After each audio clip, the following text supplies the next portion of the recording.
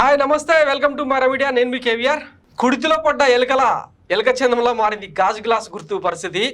పగిలే కొద్దీ పదునెక్కుతుందన్న పవన్ కళ్యాణ్ డైలాగ్ సంగతి ఏమో పక్కన పెడితే కానీ ఇప్పుడు అదే గాజు గ్లాసు కూటమికి పోటు పొడిచేలాగా కనిపిస్తుంది. ఇదంతా ఎందుకు చెప్తున్నానంటే గాజు గ్లాసును ఫ్రీ సింబల్గా గుర్తిస్తూ 21 స్థానాల్లో అంటే జనసేన నుంచి పోటీ చేస్తున్న అభ్యర్థులకు గాజు గ్లాసును కేటాయించారు. అలాగే 2 పార్లమెంటు స్థానాలకు కూడా జనసేన అభ్యర్థులకు గాజు గ్లాస్నే కేటాయించారు. అయితే రిమైనింగ్ 154 నియోజకవర్గాల్లో అలాగే మిగతా పార్లమెంట్ స్థానాల్లో కూడా గాజు గ్లాస్ గుర్తును ఫ్రీ సింబల్గా ఉంచింది ఎన్నికల సంఘం. దాంతో చాలామంది రెబల్స్ అంటే అటు టీడీపీ వాళ్ళు కావచ్చు, జనసేన రెబల్స్ కావచ్చు, ఇతర పార్టీలకు అందరికి కూడా ఇప్పుడు గాజు గ్లాస్ ఒక అట్రాక్టివ్ సింబల్ అయిపోయింది. ఈ నేపథ్యంలో ఇంచుమించు 50కి పైగా స్థానాల్లో ఇప్పటికే ఎన్నికల సంఘం అసెంబ్లీ నియోజకవర్గాల్లో వివిధ స్వతంత్ర అభ్యర్థులకు కేటాయించినట్టు సమాచారం. ఇకపోతే ఈ నష్ట నివారణ చర్యల సంగతి పక్కన పెడితే సోషల్ మీడియాలో మాత్రం పెద్ద ఎత్తున ట్రోల్స్ జరుగుతున్నాయి అన్నమాట. ముఖ్యంగా అంటే నాగబాబు పేరుతో వస్తున్న ఈ ట్రోల్స్ అన్నీ చాలా కామెడీగా అనిపిస్తున్నాయి. ఒకసారి అవి మీకు చూపిస్తాను.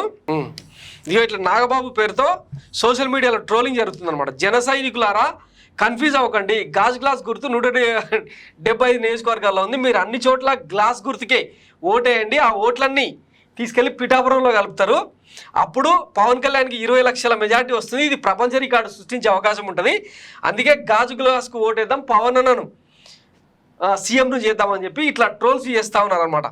మన సేనాని వ్యూహం వేస్తే మామూలుగా ఉండదు, తీసుకున్నది 21 సీట్లే అని విమర్శిస్తున్న వారి నోళ్లు మూతపడేలా వ్యూహం పన్నారు. జై జనసేన, జై జై జనసేన అంటూ ఇట్లా నాగబాబు పేరుతో ట్రోల్స్ అండ్ రీల్స్ తిరుగుతూ ఉన్నాయన్నమాట.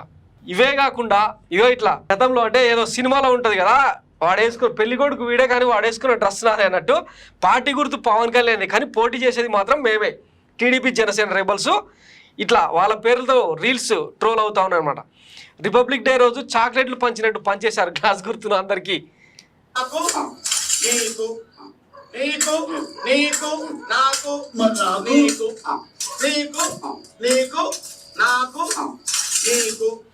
ఒకవైపు పవన్ కళ్యాణ్ ఏమో ఇట్లా కాళ్ళు మొక్కుతా చేతులు మొక్కుతా చేతులెత్తి అడుగుతున్నా, చేతులెత్తి ఆర్థిస్తున్నా, చేతులెత్తి అభ్యర్థిస్తున్నా, చేతులెత్తి అడుగుతున్నా, చేతులెత్తి ఇంకా ఇట్లా ట్రోల్స్ నడుస్తున్నాయి. ఈయన చేతులెత్తి అర్థిస్తున్నా, చేతులెత్తి మొక్కుతున్నా, గాజు గ్లాస్కు ఓటేయండి అని ఇట్లా అంటున్నాడు కదా. ఇంచుమించు అంటే ఈ 21 స్థానాల సంగతి పక్కన పెడితే మిగతా 154 స్థానాల్లో ఎంతో కొంత డ్యామేజ్ అయితే ఖచ్చితంగా ఉంటుంది. కనీసం ఒక 1000-2000 ఓట్లు గాజు గ్లాస్ గుర్తు మీద పడ్డా కూడా అవి కూటమికి మరణ శాసనం రాసినట్టే.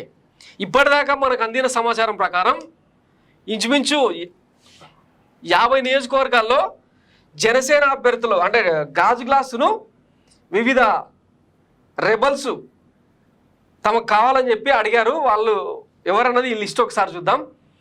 జనసేన పోటీ చేయని చోట స్వతంత్ర అభ్యర్థులకు గాజు గ్లాస్ గుర్తును కేటాయించిన ఎన్నికల సంఘం గ్లాస్ గుర్తు పొందిన అభ్యర్థుల వివరాలు. విజయనగరంలో మాజీ ఎమ్మెల్యే ఇండిపెండెంట్ అభ్యర్థి మీసాల గీత టీడీపీ రెబల్గా పోటీ చేస్తుంది.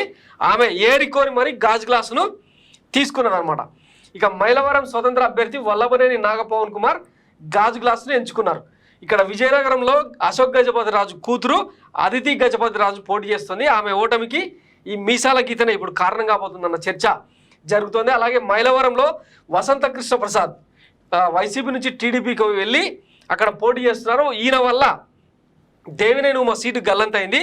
ఈ నేపథ్యంలో ఆయననే ఈ వల్లభనేని నాగపవన్ కుమార్ను రంగంలోకి దించి జనసేన గుర్తు కేటాయించేలాగా చేశారన్న చర్చ అయితే జరుగుతోంది. ఇక విజయవాడ సెంట్రల్లో ఆంధ్ర రాష్ట్ర ప్రజాసమితి అభ్యర్థి గొల్లపల్లి ఫణిరాజ్కు గాజు గ్లాసు కేటాయించారనమాట. ఇక టెక్కలిలో స్వతంత్ర అభ్యర్థి అట్టాడ రాజేష్. టెక్కలి ఇప్పుడు వాస్తవానికి అంటే సర్వేలన్నీ చెప్తున్న ప్రకారం కూటమికి ఎడ్జ్ ఉంది. ఇట్లాంటి పరిస్థితుల్లో జనసేన గాజు గ్లాసు వల్ల అట్టాడ రాజేష్ కుమార్ చీల్చే ఓట్లు అనేది కూడా చూడాలి. ఇక కాకినాడ జిల్లా జగ్గంపేట స్వతంత్ర అభ్యర్థి పాటంచెట్టి సూర్యచంద్రకు ఈ గుర్తు వచ్చింది. ఆయన నిన్న ఆ గుర్తు రావడంతోనే కొంత ఎమోషన్కు గురయ్యాడు. అంటే దేవుడి స్క్రిప్ట్ ఎట్లా ఉంటుందో ఒకసారి చూడండి. కొన్ని లక్షల సార్లు గాజు గ్లాసును ప్రమోట్ చేసిన జగ్గంపేటలో అట్లాంటిది ఆ గుర్తే నాకు రావడం దేవుడి కృప అని చెప్పి ఆయన మాట్లాడారు అనమాట. గుర్తించవలసిన వాళ్ళు గుర్తించకపోయినా భగవంతుడు గుర్తించాడు. గాజు గ్లాస్ గుర్తుని ఇండిపెండెంట్ ఎమ్మెల్యేగా మాకు కేటాయించడం ఒక అదృష్టంగా పూర్వజన్మ సుకృతంగా భావిస్తా ఉన్నాం. జగ్గంపేట నియోజకవర్గ ప్రజలారా, ఇండిపెండెంట్ అభ్యర్థిగా పోటీ చేస్తున్నాను.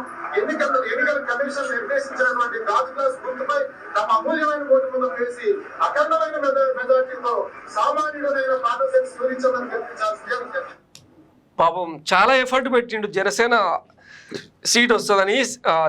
రబ్బర్ చెప్పులు వేసుకున్న వాళ్ళు అభ్యర్థులు కాకూడదా, అసెంబ్లీకి వెళ్ళకూడదా అన్న పవన్ కళ్యాణ్ మాటలకు ఇన్స్పైర్ అయ్యి గత 4.5 ఏళ్ళుగా ఆయన జగ్గంపేట నియోజకవర్గంలో జనసేన ఇన్ఛార్జిగా ఎంతో కష్టపడిండు.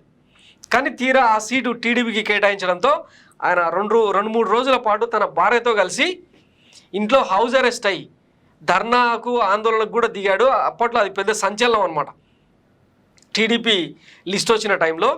సో ఫైనల్గా ఆయనకు గాజు గ్లాస్ గుర్తు రావడంతో చాలా రిలాక్స్ అయిపోయాడు అనమాట. ఇప్పుడు జగ్గంపేటలో ఈయన వల్ల పాటంశెట్టి అంటే ఆల్రెడీ ఎస్టాబ్లిష్ అయిన అభ్యర్థిగా ఈయన జనాల్లోకి వెళ్తే ఎంతో కొంత ఓటు చీలిక అయితే డెఫినెట్గా ఉంటుంది. కాబట్టి మరి సూర్యచంద్రకు పడే ఓట్లన్నీ, ఈయన చీల్చే ఓట్లన్నీ అన్నది చూద్దాం. ఇక అలాగే కావాలిలో టీడీపీ రెబల్ సుధాకర్కు, పెదకూరపాడు ఎమ్మెల్యే నంబూరి శంకర్రావుకు కుమారుడు నంబూరి కళ్యాణ్ బాబుకు, గన్నవరంలో స్వతంత్ర అభ్యర్థి వల్లభనేని వంశీమోహన్ కృష్ణకు, మంగళవరంలో రావు సుబ్రహ్మణ్యం, మంగళగిరిలో నిన్న మొన్న ఒక సర్వేలో చూసినాం కదా, కేవలం అధికార పార్టీ అభ్యర్థి మురుగుడు లావణేకు నారా లోకేష్కి మధ్య 2 నుంచి 5,000 మధ్య ఓటు గ్యాప్ మాత్రమే ఉందనుకుంటున్న తరుణంలో మంగళగిరిలో రావు సుబ్రహ్మణ్యం గాజు గ్లాసు ఎట్లాంటి ఇంపాక్ట్ చూపిస్తుంది అన్నది వెయిట్ చేద్దాం. ఇక మదనపల్లెలో ఇండిపెండెంట్ అభ్యర్థి షాజహాన్కు, ఎస్కోటలో జనసేన అభ్యర్థి కొట్యాడ లోకాభిరామ కోటికి, అనకాపల్లి పార్లమెంట్ అభ్యర్థిగా బరిలో ఉన్న దళిత బహుజన పార్టీ చెందిన వడ్లమూరి కృష్ణస్వరూపకు గాజు గ్లాస్ కేటాయించారనమాట. అనకాపల్లి పార్లమెంట్ అభ్యర్థిగా సీఎం రమేష్ బరిలో ఉన్నారు. టీడీపీ తరఫున వంగలపూడి అనిత పాయకరావుపేట అభ్యర్థి ఇద్దరు కలిసి ఎన్నికల సంఘంతో చాలా ఎఫర్ట్ పెట్టి ట్రై చేశారు గాజు గ్లాస్ గుర్తును ఫ్రీ సింబల్గా తీసేయమని. కానీ ఫైనల్గా పాయకరావుపేటలో అలాగే అనకాపల్లిలో 2 చోట్ల కూడా గాజు గ్లాస్ గుర్తు అభ్యర్థులను ఎంపిక చేసింది ఎన్నికల సంఘం, కేటాయించింది అనమాట. ఇక విజయవాడ ఎంపీ సీట్లో నవతరం పార్టీ అభ్యర్థిగా బరిలోకి దిగిన యనమండ్ర కృష్ణ కిషోర్కు గాజు గ్లాస్ దక్కింది. ఇక రాప్తాడు, మదనపల్లి, చంద్రగిరి, శ్రీకాళహస్తి, కమలాపురం, మచిలీపట్నంతో పాటు ఇప్పటివరకు పలు నియోజకవర్గాల్లో స్వతంత్ర అభ్యర్థులకు గాజు గ్లాస్ గుర్తు కేటాయించారు. మొత్తంగా 50 స్థానాల్లో ఇప్పటికే అభ్యర్థులు ఖరారైపోయినారు. అంటే వాళ్ళు తీసుకున్న సింబల్ ఫిక్స్ అయిపోయింది. మరొక 6 నుంచి 8 స్థానాల్లో గాజు గ్లాసు ఎంపీ అభ్యర్థులు కూడా పోటీ పడుతున్న నేపథ్యంలో పవన్ కళ్యాణే ఇప్పుడు కూటమికి గండి కొట్టే పరిస్థితి ఏర్పడిందని చెప్పి పెద్ద ఎత్తున చర్చ జరుగుతుంది. నిన్న మొన్న కేసీఆర్ అన్నట్టు ఏరికోరు తెచ్చుకున్న మొగుడు ఎగిరెగిరి తనిండన్న సామెత ఇప్పుడు వీళ్ళకి సూట్ అయ్యేటట్టు కనిపిస్తుంది అనమాట. వాస్తవానికి చంద్రబాబు జైల్లో ఉన్నప్పుడు ఆయనకు అడగకుండానే వెళ్ళి మద్దతు ఇచ్చి ఆయన తరఫున పోరాడి భూస్థాపితం అవుతుంది అనుకున్నా, అంటే గ్రౌండ్ లెవెల్లో వాషౌట్ అవుతుంది అనుకున్న టీడీపీని లిఫ్ట్ చేసిన పవన్ కళ్యాణ్ ఇప్పుడు తన గాజు గ్లాస్ గుర్తుతో కూటమికి మరణ శాసనం రాయడం ఒక విధి విచిత్రం అనమాట. మరోవైపు సభల్లో చంద్రబాబు నాయుడు గాజు గ్లాస్ గుర్తు సింబల్ చూపించి ఇట్లా గుద్దండి, ప్రతిపక్ష నేతలను వైఎస్ జగన్మోహన్ రెడ్డిని గుచ్చండి అని చెప్పి ఎట్లయితే మాట్లాడిండో ఇప్పుడు తిరిగి ఆయనకే గుచ్చుకుంటుండడం కాలమహిమ అనమాట. సో మరి ఈ గాజు గ్లాస్ ఎఫెక్ట్ ఎట్లా ఉంటుందన్నది, ఈ రెబల్స్ చీల్చే ఓట్ల వల్ల ఎంతమంది అభ్యర్థులకు, కూటమి అభ్యర్థులకు ఓటమి ఎదురవుతుందన్నది వేచి చూద్దాం. Thanks for watching Myra media. నేను మీ కేవీఆర్. Thank you.